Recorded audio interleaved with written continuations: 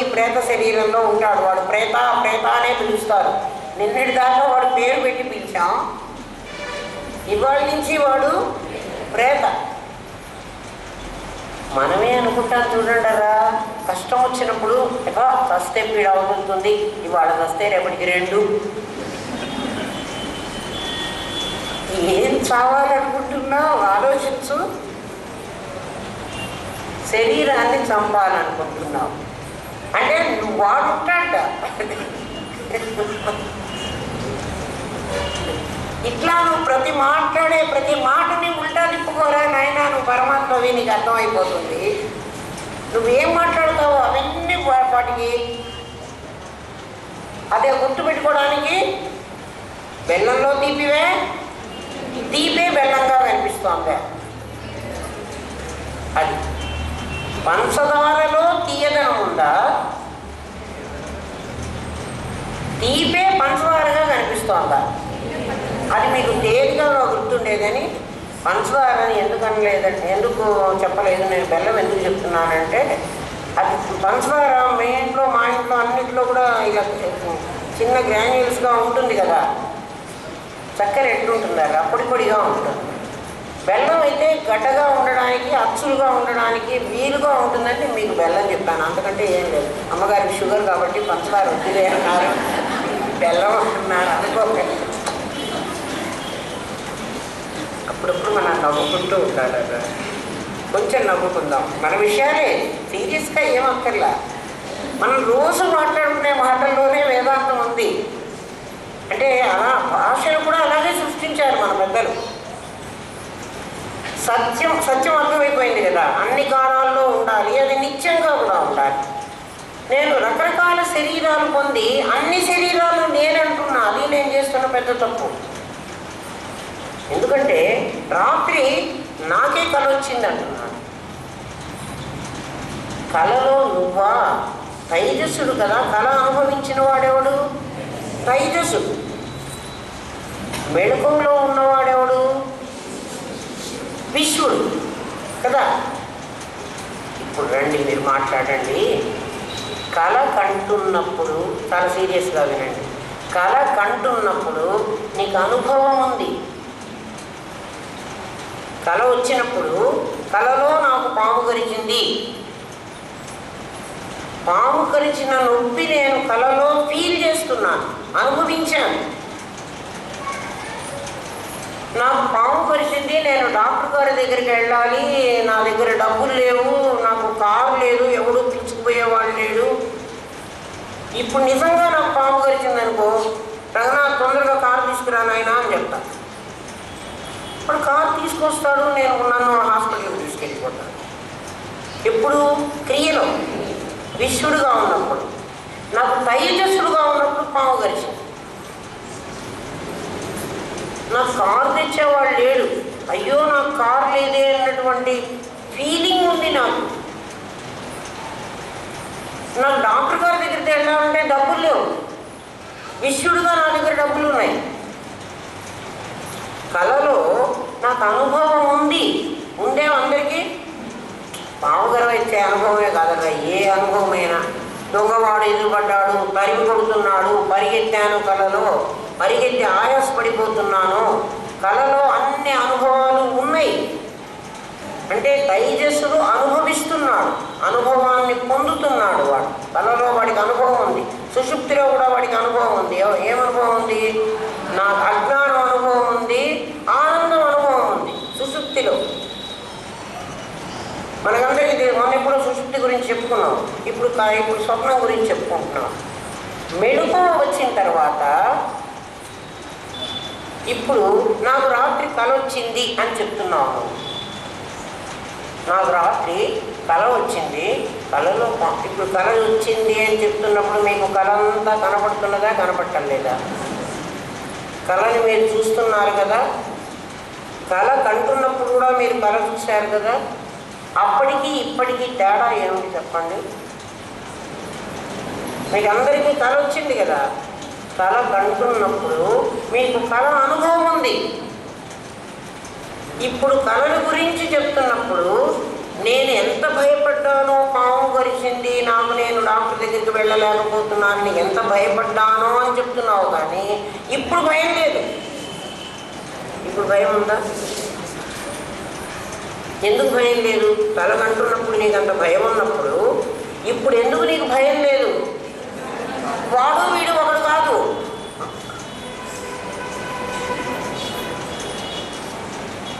అయితే మనం వాడు వీడు ఒకడే అనుకుంటున్నాం. నిన్ను ఉల్టా చేసుకోమంటున్నది అది. ఇప్పుడు వీడెవడంటే ఆ కళను చూసినటువంటి వాడు స్మృతిలోకి తెచ్చుకున్నాడు. అప్పుడు ఎక్స్పీరియన్స్ ఉంది, ఇప్పుడు మెమరీలోకి వచ్చింది. మెమరీలోకి వెళ్ళింది. మెమరీ ఎప్పుడు కావాలంటే అప్పుడు నేను పీక్కొచ్చుకుంటున్నాను. నా కంప్యూటర్లో మెమరీలో ఉంది. నేను మెమరీలో ఫీడ్ చేయకపోతే ఇప్పుడు నాకు మెమరీలోంచి రాదు. ఇప్పుడు నాకు అనుభవం లేదు. అర్థమైందా? ఇది అర్థం కాలే ఇంకా అందరికి అర్థం కాలే. మళ్ళీ చెప్తా వినండి. కళ కంటున్నప్పుడు నాకు పాము కరిచింది. పాము కరిచినటువంటి నొప్పి, పాము కరిచిన భయము నాకు తెలిసింది కళలో. ప్రతి ఒక్కడు పోలే కళలో ఒక్కోసారి మనం చచ్చిపోయినట్టు వస్తుంది, లేకపోతే మనకి ఇష్టమైన వాళ్ళు ఎవరో చచ్చిపోయినట్టు కళ వస్తుంది. అయ్యో వాళ్ళు చచ్చిపోయినారే అని మనం ఏడుస్తాం. మనకి ఇది కళ, వీళ్ళు చచ్చిపోయినారు, నేను ఏడవడం అనవసరం అనేటువంటి తెలివి లేదు. ఎందుకని? అజ్ఞానం ఆవరిస్తే తప్ప కళ రాదు. జాగ్రత్తగా ఆలోచించండి. అజ్ఞానం ఆవరిస్తే తప్ప నాకు కళ రాదు. కళ కంటున్నప్పుడు నేను దేహంతోనే ఉన్నాను. ఈ దేహం కాదు, ఇంకొక దేహంతో. వాడి పేరు తైజస్సుడు అనే దేహం. నాకు క్షణక్షణం దేహాలు మారుతుంటాయరా. అందుకే ఏం చెప్పాడు? బాల్యం, కౌమారం, యవ్వనం, వార్ధక్యం ఎలా వస్తున్నదో తథా దేహాంతర ప్రాప్తి ధీరస్తత్ర నముహ్యతే అంటాడు. ఏం చెప్పాడు ఆయన భగవద్గీత. అంతేగాని చచ్చిన చోట భగవద్గీత పెట్టమన్నారా? నీకు బాల్యం అయిపోయి కౌమారం వచ్చినప్పుడు నీకు ఎలా తెలియలేదో, కౌమారం అయిపోయి యవ్వనం వచ్చినప్పుడు మనం అందరం నోటీస్ చేసామంటారా? ఎవరు నోటీస్ చేస్తున్నారు? మనని చూడకుండా ఉండి ఎప్పుడో మన చూసి, ఓ ఎంత పెద్దగా అయిందే నీ కూతురు అంటారు. మన ఇంట్లో మన అమ్మ రోజు మనని చూస్తోంది. రోజుకి నువ్వు ఎంత పెద్దగా అయినావో అమ్మని చెప్పాను. అమ్మొద్దులే, మనమే నేను ఎంత పెద్దగా అయినాను చెప్పండి. అట్లా చూస్తూ ఉండగానే ముసలైపోయినాను. ఎలా అయినాను, దేహాలు ఎలా మార్చుకున్నానో తథా దేహాంతర ప్రాప్తి, అట్లా ఇంకో శరీరాన్ని నేను పొందుతున్నాను. బాల్యం అయిపోయి యవ్వనానికి వచ్చిన శరీరం ఒకటి కాదు.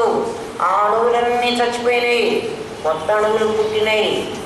యవ్వనం అయిపోయి వార్ధక్యం వచ్చిన శరీరం చూడండి ముసలైపోయింది. ఇట్లా ముట్టుకుంటే పండులాగా అయిపోతున్నది. నేను క్రీములు రాసుకుని ఇంకా ఏదో నెత్తికి రంగులు వేసుకుని నేను యవ్వనంలో ఉన్నానని నేను అనుకుంటున్నా, కానీ అది ఉండదు. అట్లా మరొక దేహం పొందుతున్నది. నీకేం కష్టం లేదు, ఊరికినే దేహాలు మారుతున్నాయి. కళలో దేహం తెల్లవారేటప్పటికి మారిందర్రా, రేపు మళ్ళీ కళలో ఇంకో దేహం తెచ్చుకుంటున్నారా. జీవుడు కూడా ఒక శరీరాన్ని అంటి పెట్టుకుని వాడేం లేడు. మనం అనుకుంటున్నాం. ఆలోచించండి. కళలో మనకు అనుభవం ఉంది, సుషుప్తిలో అనుభవం ఉంది. ఆ అనుభవిస్తున్న వాడు ఇప్పుడు లేడు, వాడు మెమరీలో దాచుకుంటున్నాడు. స్మృతిలో నుంచి ఇప్పుడు బయటికి లాగుతున్నాడు. ఇప్పుడు చెప్తున్నవాడు ఎవడు? విశ్వడుగా ఉన్నవాడు. విశ్వడు తైజసుడు ప్రాజ్ఞుడు కదా. ప్రాజ్ఞుడుగా ఉన్నవాడికి నాకేం తెలియటం లేదు అన్నటువంటి ఇగ్నోరెన్స్ ఉంది. నేను హాయిగా పడుకున్నాను అన్న ఆనందం ఉంది. నిద్ర లేచి హాయిగా ఉన్నాను అంటున్నాడు. హాయిని అనుభవిస్తున్నప్పుడు వాడు హాయిని అనుభవించాడు. వీడికి ఎందుకు హాయిగా ఉంది అంటే ఈ మా నామరూప క్రియలు పని చేయకుండా ఉన్నంతసేపు వీడు హాయిగానే ఉంటాడు. ఇవి పనిచేయడం మొదలు ఆలోచన వచ్చిందంటే అయిపోయిందిరా, పడ్డాం అనుకోండి. ఏ ఆలోచన అయినా సరే నామంలో వచ్చావంటే కైనావంటే నీ గతి అయిపోయింది. నీ గతి నువ్వు గతిలో పడమాకురా, స్థితిలోకి సావరా. ఇక సాధన ఏంటర్రా, ఏం కష్టపడాలి? గతిలోకి రాగానే స్థితిలో ఉండు అని దాన్ని చెప్తే ఇంకా అంతకంటే సాధన ఏం కావాలి? అంతేనా? ఇంకేం కష్టపడవాకండి. ఎందుకంటే ఆత్మని మీ దగ్గరికి ఎవడు తెచ్చిపెట్టడు, తెచ్చిపెట్టవలసిన అవసరమే లేదు. ఆత్మ కాని దాన్ని విచారించుకుని, దీనికి కూడా మన పెద్దలు ఒక మంచి ఎగ్జాంపుల్ చెప్పారు. ఇది కూడా మీకు బాగా మెమరీలో ఉండడం కోసం చెబుతున్నాను. ఒక శిల్పి ఒక రాయిని చూస్తాడు. ఈ రాయి రాముడిని చేయడానికి చాలా బాగుంది అనుకుంటాడు వాడు. శిల్పి రాతి లోపలికి రాముణ్ణి తెచ్చి పెట్టలేదు. ఏం చేశాడు? రాముడు కాని పాత్రనంతా కొట్టేశాడు. ఇది రాముడు కాదు, ఇది రాముడు కాదు అని. ఈ ముక్కుకి ఈ పాత్ర ఉండాలనుకో రాముడికి, ఆ షేపులో రాయి నుంచి అది కాకుండా ఉన్న దాన్నంతా ఉలిపెట్టి కొట్టేశాడు. రాముడు కాని భాగాన్ని తొలగిస్తే రాతిలో రాముడు ప్రత్యక్షం అవుతాడు. రాముణ్ణి శిల్పి ఎక్కడి నుంచో తెచ్చిపెట్టలేదు. నాలో ఆత్మ కాని పదార్థం ఏదైనా నాకు కనపడుతుంటే, ఆత్మగా అది యాక్ట్ చేస్తుంటే, అది నటిస్తుంటే దాన్ని కొట్టేయడమే సాధన. అంతకంటే కష్టమైంది లేనే లేదు. అందుకే పరమాత్మ గీతలో సుసుఖం, చాలా ఈజీ అర్జున, నువ్వేంటో కష్టం కష్టం అనుకుంటున్నావు. అస్సలు కష్టం కాదు. జాగ్రత్తలో నుంచి ప్రాజ్ఞుడి స్థితిలో ఉన్నప్పుడు వాడికి అజ్ఞానము, వాడికి ఆనందము అనుభవంలో ఉన్నాయి. స్వప్న స్థితిలో ఉన్నప్పుడు తైజస శరీరాన్ని వేసుకున్నాడు. వెంటనే ఆ తైజస శరీరంలో వాడికి అనుభవం ఉంది, అజ్ఞానం లేదు. అనుభవం ఉంది, అన్ని రకాలైన దృశ్యాలు చూస్తున్నాడు, వాటిని అనుభవిస్తున్నాడు. విశ్వ శరీరంలోకి వచ్చేటప్పటికీ ఈ అనుభవాన్ని స్మృతిలో దాచుకొని వాడు ఆ కళను గురించి మీకు చెప్తూ ఉన్నప్పుడు అప్పుడు వాడికి అనుభవం లేదు. తైజ శరీర అనుభవాన్ని విశ్వడు చెప్తున్నాడు, అది జ్ఞాపకం చేసుకుంటున్నాడు. ఆ దృశ్యం వీడికి కనపడుతున్నది కదా. కళ ఇప్పుడు కనపడటంలో, కళ కంటున్నప్పుడు నాకు భయం పెట్టింది, ఇప్పుడు నాకు భయం లేదు. దానికి దీనికి తేడా అది కదా. ఇప్పుడు మెళుకువతో జాగ్రత్తగా గమనించండి ఈ సెంటెన్స్. మెళుకువగా ఉన్నప్పుడు అంటే విశ్వడుగా ఉన్నప్పుడు కళని ఇప్పుడు నేను చూస్తున్నానే, అది జరిగిన దాన్ని చూస్తున్నప్పుడు నాకు అనుభవం లేదని చెప్తున్నానే. కళ అనుభవిస్తున్నప్పుడు నాకు అనుభవం ఉంది, చూస్తున్నప్పుడు నాకు అనుభవం లేదు. సేమ్ దృశ్యం కనపడుతోంది, దృశ్యం ఉంది, అనుభవం లేదు. ఆ స్థితిని నేను ఫీల్ చేస్తున్నా. ఇప్పుడు కలగంటున్నప్పుడు లాగా మీరు ఏడవడం లేదు కదా. మీకు కావాల్సిన వాళ్ళు ఎవరో కళ్ళలో చచ్చిపోయినారు. కలగంటున్నప్పుడు మీరు ఏడ్చారు, అమ్మో వాళ్ళు చచ్చిపోతే నేను ఎట్లా అని అనుకున్నారు. ఇప్పుడు ఆ కళని గుర్తు చేసుకుని నీ ఫ్రెండ్కి కళ చెప్తున్నప్పుడు నీకు ఆ దృశ్యం కనపడుతోంది, కానీ దాని తాలూకు అనుభవం లేదు. ఏడుపు రావటం లేదు. ఇప్పుడు కళ చెబుతూ ఎవరన్నా ఏడ్చారా? ఎవరు ఏడవటం లేదు. ఆ కళని చూస్తూ ఉన్నా కూడా కళ నీకు ఎట్లా అది స్మృతిలో ఉండి నీకు దుఃఖం కలిగించటం లేదో, ఈ జాగ్రత్త అవస్థలో నువ్వు ప్రతి దృశ్యాన్ని అలా చూడటం నేర్చుకో. అది ఆపాస. కొంచెం కష్టమేమో, తెలిస్తే కష్టం కాదు. ఎప్పుడు ప్రబోధ సమయంలో ఇది ఇంటికి వెళ్ళి చేసుకోవాలి, హోంవర్క్ అనుకోవాకండి. ఇక్కడే తెలియాలి మీకు. ఇక్కడే తెలిసిందా తెలియలేదా ఈ విషయం? ఏమని తెలిసింది?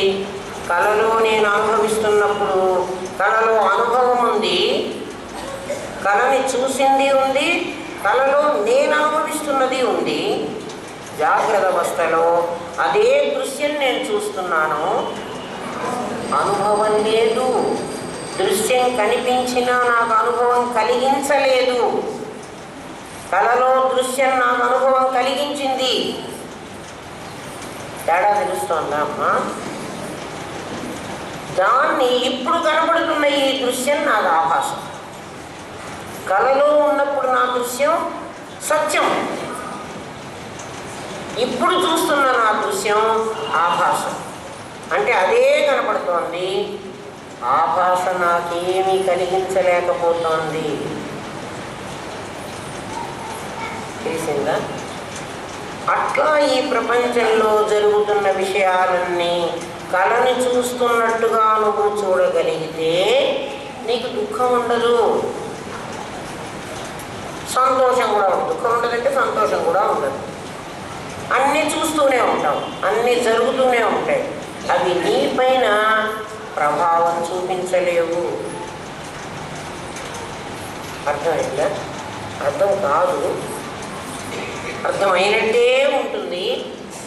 అదే కదా దీని గొప్పతనం, అయినట్టే ఉంటుంది కాదు. మళ్ళీ మళ్ళీ వినాలి. యాజ్ఞవల్క్యుడు మైత్రేయికి చెప్తూ, మైత్రేయి ఆత్మ వారే ద్రష్టవ్యో, ఆత్మని గురించి ముందు చూడమ్మా అన్నాడు. ఏం చూడమంటావయ్యా?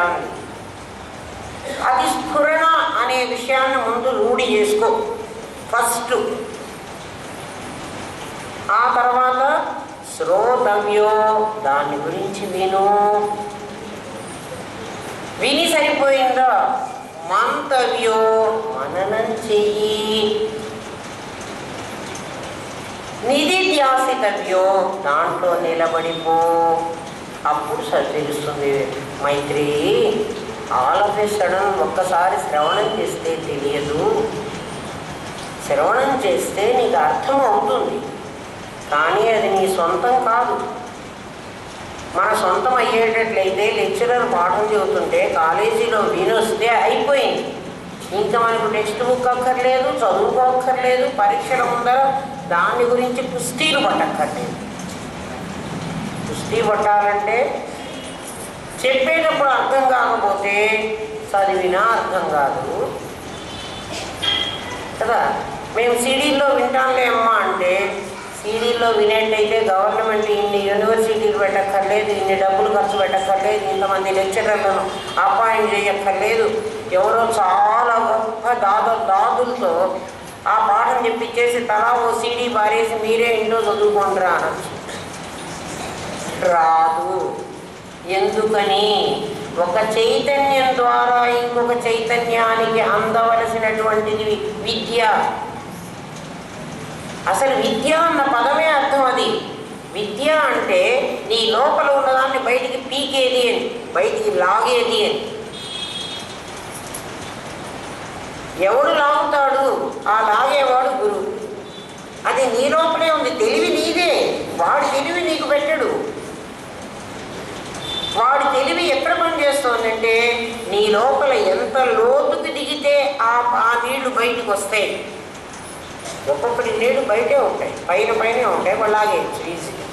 ఒక్కొక్కటి నీళ్లు చాలా లోపలికి దిగాలి. మొత్తానికి వాడు బకెట్ వేసుకుని లాగుతాడు,